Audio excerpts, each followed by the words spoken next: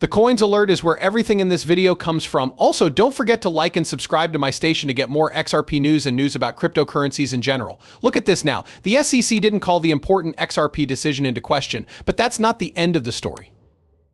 Before we go any further, there is a new crypto airdrop going on Telegram right now. It will soon be over. Make sure that you take part in this airdrop. Just below the movie, there is a link. Do not miss this. Let's watch more of our movie. Stuart Alder, Ripple's chief legal officer, confirmed that the U.S. Securities and Exchange Commission has not appealed the court's ruling that XRP is not a security. The Securities and Exchange Commission put in a written request on Form C. The lawyer's answer was in response to the news. James K. Peelin, a lawyer for Ripple, says that the Securities and Exchange Commission did send papers to the Court of Appeals. The Securities and Exchange Commission (SEC) says on Form C, which is also called the Civil Appeal Pre-Argument Statement, that it wants to review certain court decisions that have already been made in a case. The Securities and Exchange Commission asked the court to look into how the law was applied in the Ripple case in a previous summary decision. These words mean that the judge will look at not only the final choice but also all the legal aspects of the case. The regulator asked the court to reconsider its choice to sell Ripple-like tokens on markets in the claim. Also, the agency asked the court to look again at the sales of tokens that Ripple CEO Brad Garlinghouse and co-founder Chris Larsson did on their own. Ripple is going to file a cross-appeal to fight the decision on business sales. There will be a long process that could change how digital assets are classified and regulated in the future. Both sides are getting ready for it.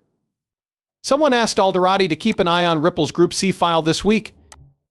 In spite of the latest developments in the investigation, the price of XRP hasn't moved much. In the past week, the price of the item has gone up by 1.74%. The price of XRP right now is 0.54 as this piece is being written. So the Securities and Exchange Commission did not appeal a big XRP decision. However, this is not the end of the story.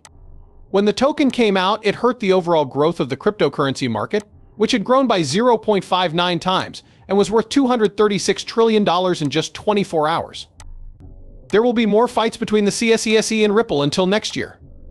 Alderati thinks the case might last until July 2025, if it even goes that far. A Fox business reporter named Eleanor Tourette talked to him about it, and he said that the crypto project would also send in a Form C application. This application is where the project will make the case for a counterargument. There are 90 days left for the SEC to send in an opening statement. Alderati thinks that the governing body will use this time to put together the most complete explanation of its reasons. Then both sides will agree on a plan for briefing, and the Securities and Exchange Commission will have up to 90 days to send its first brief. According to Alderode, he thinks it will take the whole 90 days. In the opening brief that will be sent, the SEC will list all of its legal points in full. Along with an answer, Ripple will also send in its brief. The full information process will go on until July 2025 for Alderode. Eleanor Tourette said that Ripple will not have an IPO because of the SEC. In a previous comment about the possibility of Ripple going public, a Fox business correspondent brought up the opinion of the Securities and Exchange Commission and the company's financial soundness. Garlinghouse was then made aware of these things. When asked if there might be an initial public offering IPO after the likely explanation of regulatory rules, this is not the main goal of the company, according to the CEO of Ripple. Putting together an IPO has not been a top concern for us. The Securities and Exchange Commission is not our friend, which is one reason for this.